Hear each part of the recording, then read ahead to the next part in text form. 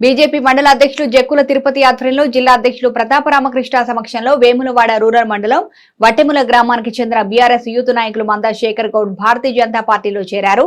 వీరికి జాతీయ ప్రధాన కార్యదర్శి బండి సంజయ్ కుమార్ కండువా కప్పి పార్టీలోకి ఆహ్వానించారు.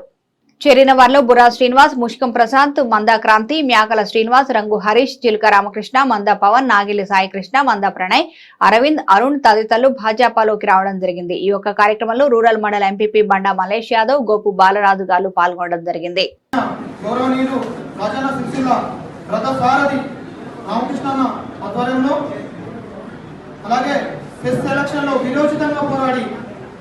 కరీంనగర్ రాజకీయ చూపును తన వైపు తిప్పుకున్న సోదరులు మా మండల అధ్యక్షులు గౌరవనీయులు జక్కుల తిరుపతి గారి అధ్యక్షతన ఈరోజు భారతీయ జనతా పార్టీలో చేరుతున్నందుకు నిజంగా గర్వపడుతున్నా.